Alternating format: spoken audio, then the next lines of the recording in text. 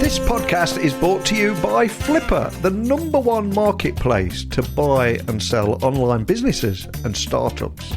So if you own or run your own online business, have you considered selling your site, your store, your tech, or your app? Well, with world-class combined matching technology, dedicated brokers and end-to-end services, all at the most efficient price, Flipper makes selling your online business simple.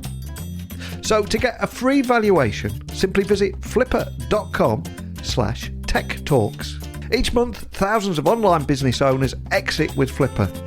Again, to learn more, visit flipper.com/techtalks. Welcome back to the Tech Talks Daily Podcast, a place where I interview tech leaders, CEOs, entrepreneurs, futurists, technologists, thought leaders, and even the occasional celebrity about how they are leveraging technology to transform their business. IEEE has developed a fantastic reputation over the years for advancing technological innovation and excellence for the benefit of everyone. And today I've invited Stephen Furnell from IEEE onto the podcast to discuss the findings of his recently published paper that appeared on my radar entitled Assessing Website Password Practices, Unchanged After 15 Years. And that paper explores how leading websites guide and support users in making appropriate password choices. And I think that the paper presents the fifth in a series of studies that have been conducted every few years since way back in 2007. So I imagine there's been a few changes along the way. So I want to learn more about how they're examining the level of guidance provided to users way back in 2007 before and during the password selection process, to how that same process has evolved here in 2022, soon to be 2023, as well as examining the nature of passwords that users are then permitted to choose. So we'll talk about everything about those top 10 websites, the enforcement of password rules, provision of guidance and feedback, differences at various stages. We'll discuss it all. It's a great one, this. So buckle up and hold on tight as I beam your ears all the way to Nottingham here in the UK, where Steve is waiting to talk about all this and much more. So a massive warm welcome to the show, Steve. Can you tell the listeners a little about who you are and what you do? I certainly can. Hi, Neil. Thanks for having me on the show today. I'm a professor of cybersecurity at the University of Nottingham in the UK. I'm also, for my various sins, a board member of something called CISEC, the Chartered Institute of Information Security, and a UK representative to something called IFIP Technical Committee 11, which is about security and privacy in IT systems. So overall, I've got an interest in cybersecurity, particularly the intersection between the technology aspects and the fact that we as individuals have to use it and the various challenges that can bring. My research interests include things then around usable security, around user authentication, and issues about security awareness and culture. And this has all led to me, amongst other things, writing over 350 papers in refereed international journals and conferences and book chapters and even books, and also some industry reports. And some people have apparently even read some of them. So maybe there was a useful contribution in there somewhere. Love it. And I've got to ask, are you from Nottingham originally? Because I was brought up in Derby, so literally just 9-10 miles down the road. No, so I'm originally from the southwest. So I hail from Cornwall. So as far southwest as you can get in the UK. And do you miss it down there?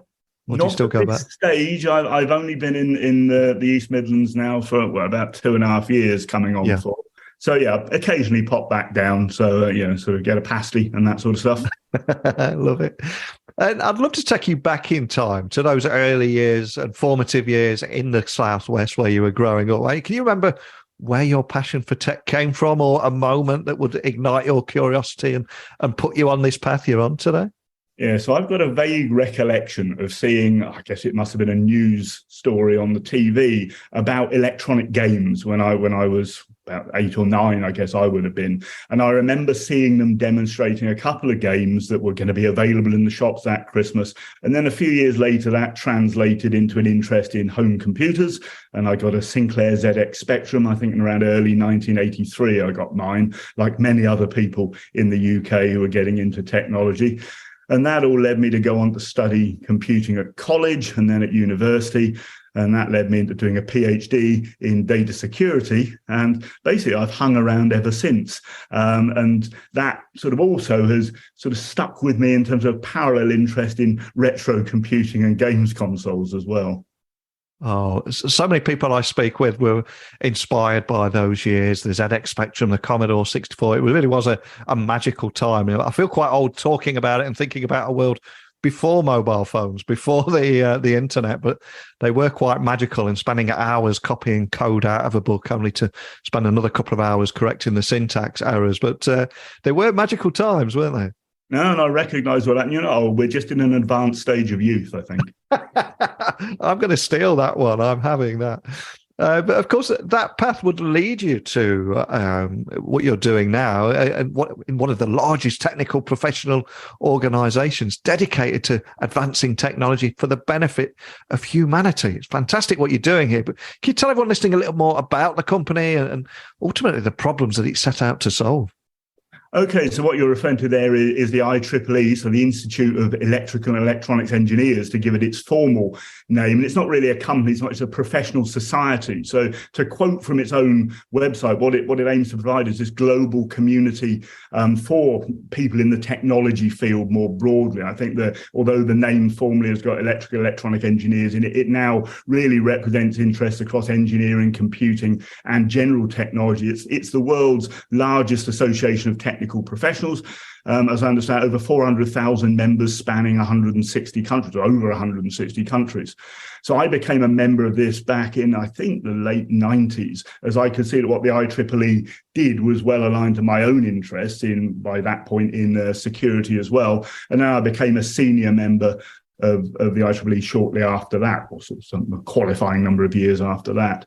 And so, yeah, it through the work that it does, through the conferences, the publications, the standards, and the various professional and educational activities, it's a significant force in the technology domain.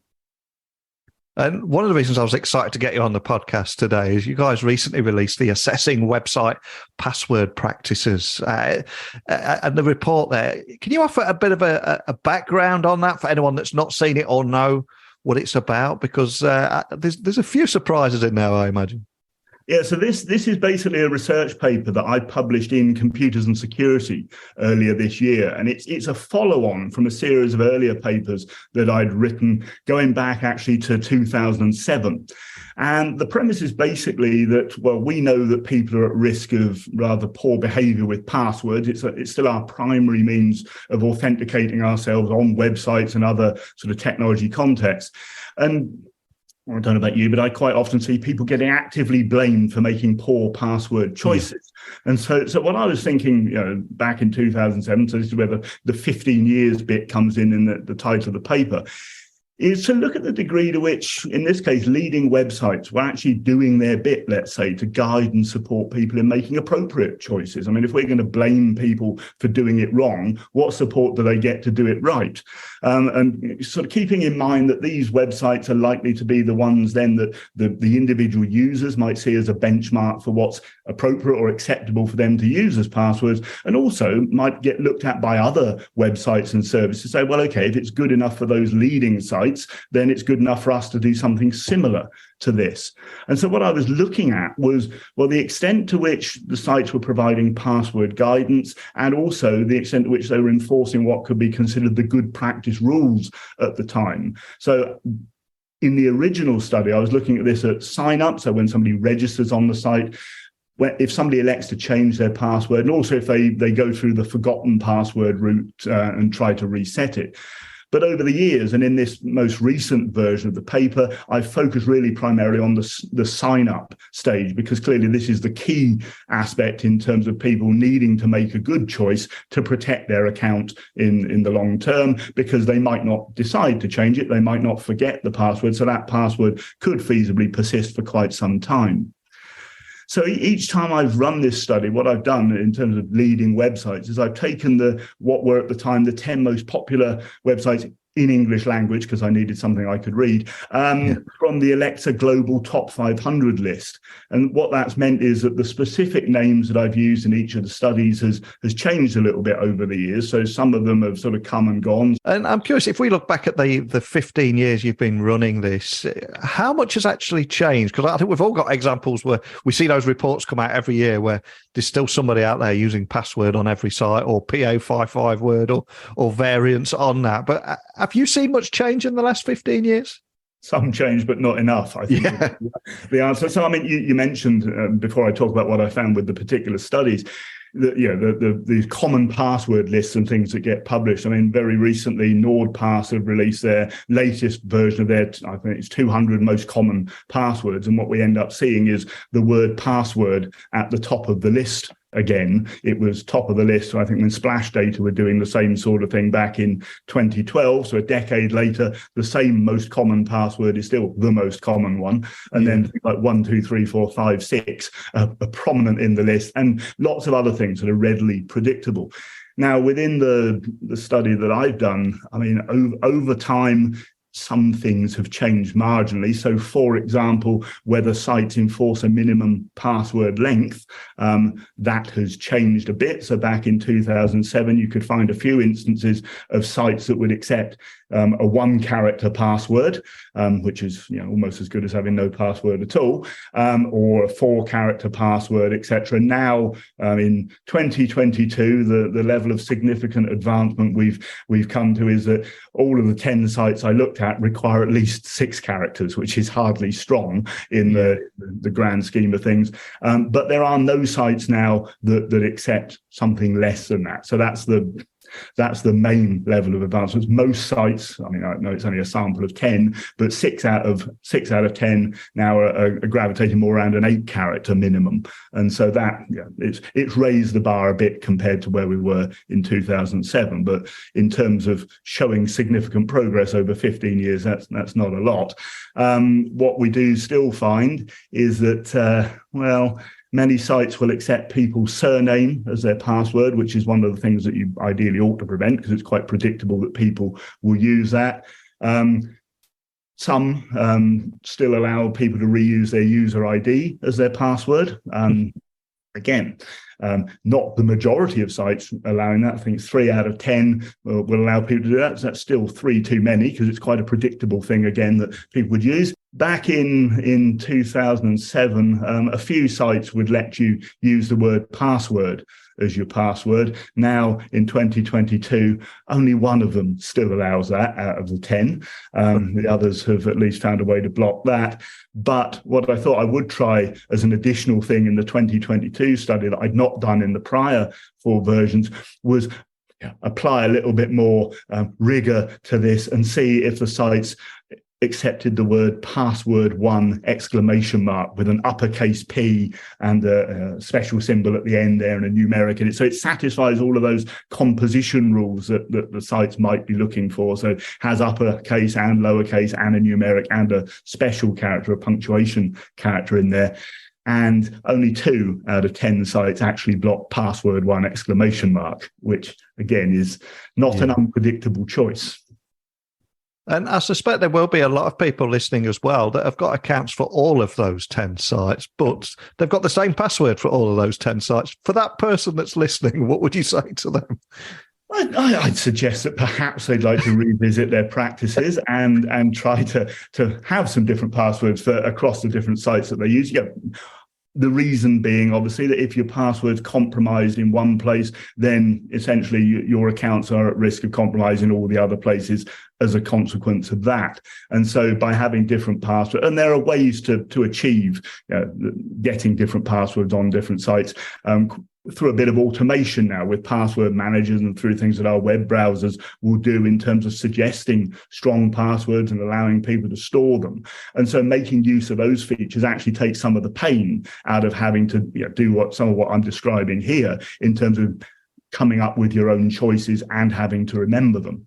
Yeah, it can be so tricky and daunting for people, especially, I mean, as we record this, the LastPass was recently breached. I don't think there was anything too serious in that breach of what was revealed, but there are so many things to navigate around, isn't there? But even if you're in that situation, at least you are so much better protected by going down that route and having a different password for everything and generating those secure passwords for you. And it's just a case of getting into the habit, isn't it?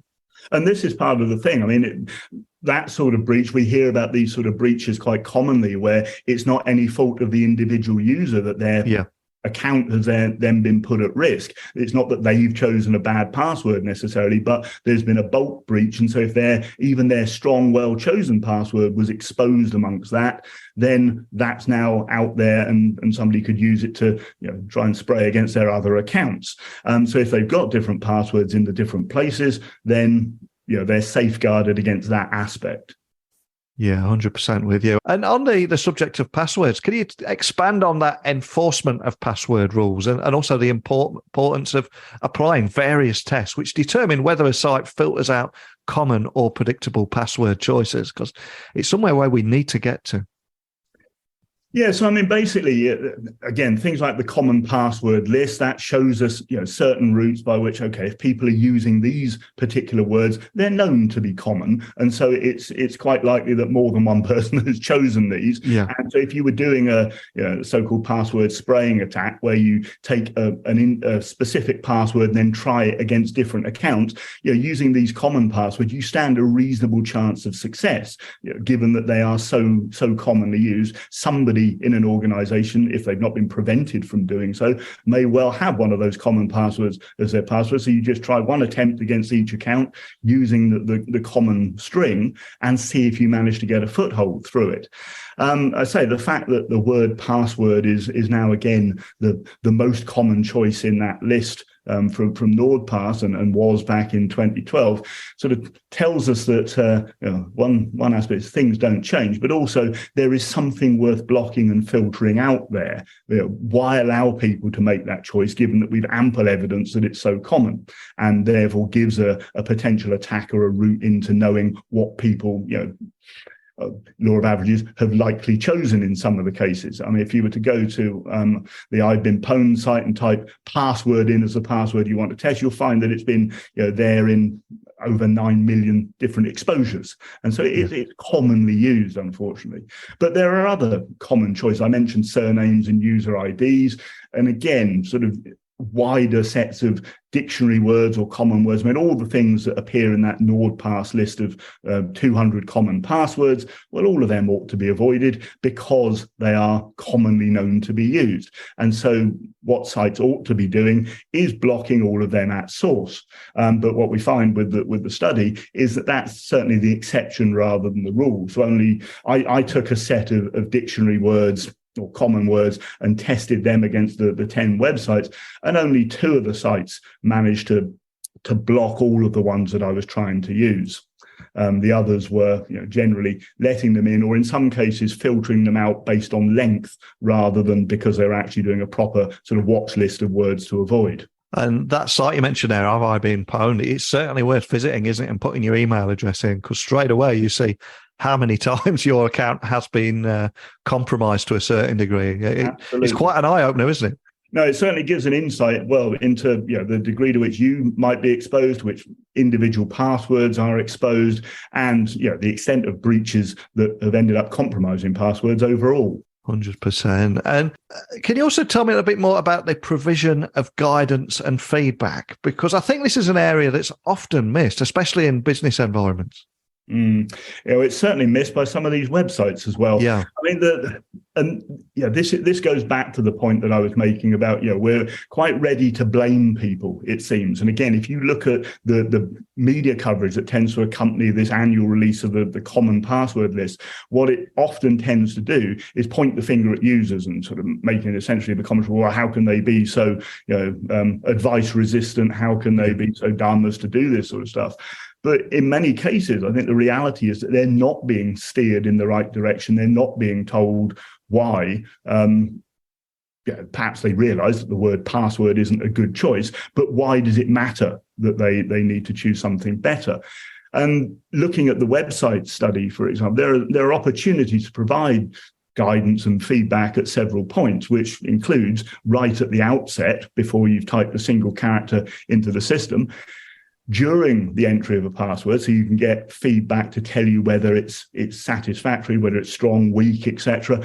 And afterwards, once you press return, click OK, etc. And what unfortunately we tend to find is, looking at the websites, that most of them are providing this feedback afterwards. So basically, we only get to know the expectations once we've already done something that's been rejected. So you get told at that point that, okay, the password needs to be at least 8 characters or something of this nature. And you sort of I sit there thinking, well, why couldn't that information have been on the screen at the outset? So that I knew what the rules were before I started trying to do something. And looking again at the sort of spread of things across the 10 sites in the study I did this year, 5 of them provide some sort of information prior to the user making an attempt at their password. So any sort of on-screen prompt to tell you the minimum length or anything like that. None of them provide any what I would call tangible guidance or a full set of rules or more sort of links to advice about selecting and managing passwords, which again, it's not a huge cost to provide a link there beside the password box to say, if you want more guidance or if you want to see what the rules are, click here and get more information. 4 of them provided feedback, or sort of 4 or 5, during the attempt. One of them, it was sort of implicit feedback that the next button to allow you to proceed wouldn't become active until you typed the minimum number of characters required. In other cases, it was via messages or a password meter to tell you whether your password was strong enough or not. But in most cases, let's say 7 out of the 10, it was post-attempt feedback that you were getting. And then even then, not necessarily particularly useful feedback. So a couple of actual examples, the feedback, please enter a more secure password. So it assumes that the user knows what a secure password is in the first place, in order to actually put one that's more secure. Or even less usefully, that password is unacceptable. Fine. Okay, I now know I've done it wrong, but give me some guidance on how to do it right, please. And that's the situation that users are getting left in. And so it creates a situation where perhaps they're needing to end up guessing their way through it and potentially then making choices in response to feedback just to make it work, to get a password that's accepted, rather than the password they've had time to properly consider and commit to memory, for example. And another thing that I think stands out is the differences at different stages and how that lack of guidance provided at sign-up might not be the same that's offered later when they're being forced to change or reset a password. And I remember when I was in a former life in my IT days, I remember having to reset somebody's password. And I said, what was your previous password? It was Westlife 17. And I said, well, okay, would you need me to reset it to the new password too? And she said, Westlife 18. There's so many people that manage their passwords that way. So can you expand on that? Yes, and unfortunately, yes, there are people that will sort of manage their password change through some sort of incremental sequence. I mean, the thing with password changing, by the way, is the advice these days is not to force people to change their passwords, to encourage them to make a good choice in the first place, and then enable them to stick with it and have indications of if there's been unexpected access to their account that would then prompt them to make a change if they think it's been compromised. But yeah, as you mentioned there, the level of guidance and the level of feedback that, in the case of these websites, you get does vary depending upon whether you're doing the password setting at registration or whether you're changing or doing the reset thing. And yeah, you get more upfront tips and links to more substantial guidance, and you get strength meters, etc., more prominently at the password change and reset stages than is apparent when you do the signing up. And I guess there's potentially 2 main reasons for this. One is that from the user perspective, if they're needing to reset their password, if they've forgotten it, then they've already proven themselves able to forget what they'd previously chosen. So perhaps they demonstrate that they need more guidance and support in choosing something that they'll remember better.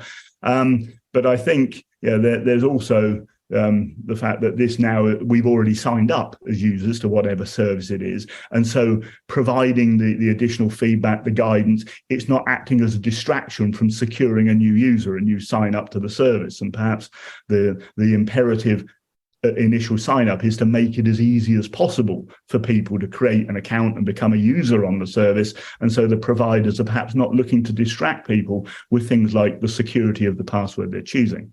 So for anyone listening to our conversation today, what would be the key takeaways you want them to walk away with? And also, we've all heard the negative stories, and like, as you said earlier in the conversation, the finger pointing, it's the user's fault, etc. What makes you hopeful about the future? Okay, so I suppose a couple of perspectives in terms of key takeaways. I think if people are listening to it and they're the providers of site services that are asking people to create passwords, then a few things. One would be, don't just assume that users know the principles and will make good choices by default, because I think we've got ample evidence that they won't and they don't, given half a chance.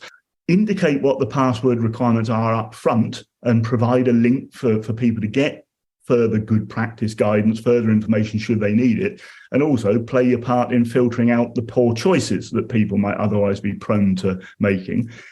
If you're a user of a password, obviously the majority of listeners are more likely to be in that position, then actually go looking at good practice guidance that's already out there. So good example would be, for example, the National Cybersecurity Centre in the UK has got its cyber aware guidance. There's some information there about password selection and management, as well as other useful aspects of end user cybersecurity hygiene, let's say. And also, I mean, you've already mentioned about not using the same password across multiple accounts of value. I think another one to take care of in particular is the password that protects your email account, particularly if you've not got something like two-factor authentication being enabled there as well, because your email account becomes quite crucial. It's the place where the password reset and recovery messages for other accounts tend to get directed towards. And so if somebody's compromised your email, they've got keys to accessing things about your other accounts as well.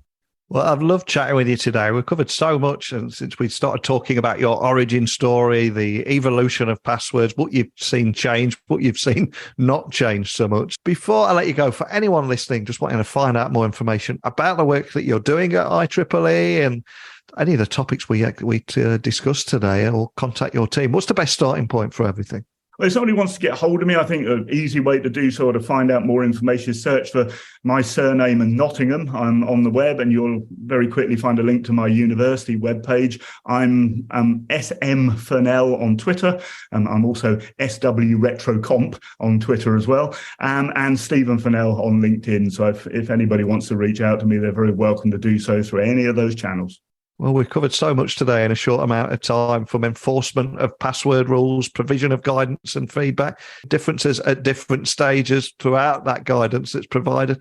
So much food for thought. Just a big thank you for coming on here, talking about that, and also sharing your origin story. So thanks for joining me today. Thank you very much. The one thing that we all have in common is hundreds of passwords to access things, whether it be in our personal life, social media accounts, shopping, banking, whatever it might be there, or in the workplace. We're surrounded by passwords. How do you manage passwords? How do you ensure that each and every one of them is completely different? What services do you use and trust to make that journey a little bit easier? I want to hear from each and every one of you. If that means I'm going to get 100,000 emails over the weekend, hey, that's a great problem to have. But I would love to hear your opinions, your thoughts, your insights. What has worked for you in managing your passwords and what has not worked so well? I'd love to hear your stories on this. And I know I give my email address and information at the end of every episode. And it's not just a throwaway line. I'm not just giving you lip service here. And there are many ways that you can contact me. Simply email me at techblogwriter@outlook.com. If you would like to slide into my DMs and send me an audio message on LinkedIn, Twitter, Instagram, or TikTok, you can find me at Neil C. Hughes. I always like to finish every episode by saying technology works best when it brings people together. And the fact that you tune in every single day further proves that point. So I hope you'll join me again tomorrow. But a big thank you for listening as always. And until next time, don't be a stranger.